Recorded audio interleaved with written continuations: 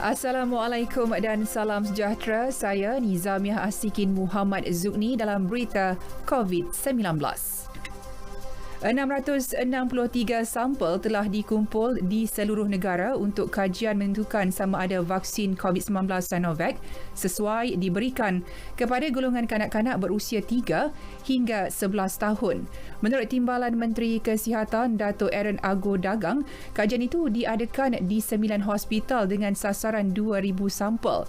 Setiap kanak-kanak yang terlibat akan menjalani penilaian tahap kesihatan terlebih dahulu dan menjalani ujian tahap antibodi sebelum dan selepas divaksin. Dapatan awal kajian dijangka diperoleh dalam tempoh 6 bulan hingga setahun. Semangat kebersamaan kaum di negara ini perlu disemarakkan kembali terutama ketika negara berdepan pandemik COVID-19. Menteri Besar Johor Datuk Hasni Muhammad berharap pandemik ketika ini tidak mempengaruhi dan melemahkan ikatan sosial sekaligus membuka ruang bagi tindakan agresif dan tidak rasional dalam kalangan orang ramai. Dapatan daripada beberapa kajian menunjukkan semangat perpaduan dalam kalangan masyarakat negara ini semakin berkurang. Jika tidak ditangani, boleh menyebabkan perselisihan pendapat dan menimbulkan ketegangan kaum yang boleh menjadi ancaman terhadap kestabilan dan keharmonian negara.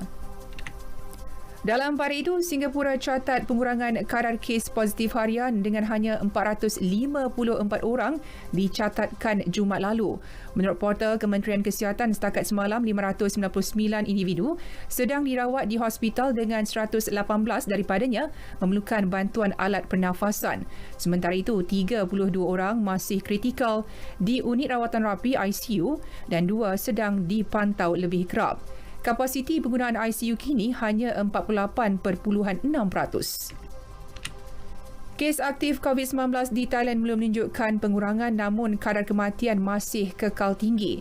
Jumlah kematian kini mencecah 21,149 individu. Daripada keseluruhan jangkitan yang mencecah 2,164,859 orang, 99% atau 2,90,253 lagi telah sembuh. Beribu-ribu penduduk Austria berhimpun di ibu negara Vienna bagi membantah keputusan mewajibkan pengambilan vaksin COVID-19 dan arahan kekal berada di rumah bagi individu yang belum menerima vaksin. Menurut polis, kira-kira 44,000 penduduk menyertai bantahan berkenaan. Ia merupakan bantahan terbaru dalam beberapa siri tunjuk perasaan terbesar diadakan pada hujung minggu sejak Austria mengumumkan mewajibkan pengambilan vaksin mulai Februari depan. Tindakan Austria itu menjadikan negara Eropah pertama berbuat demikian. Sekian berita yang disunting oleh Ashrik Fahmi Ahmad dari Pusat Berita RTM.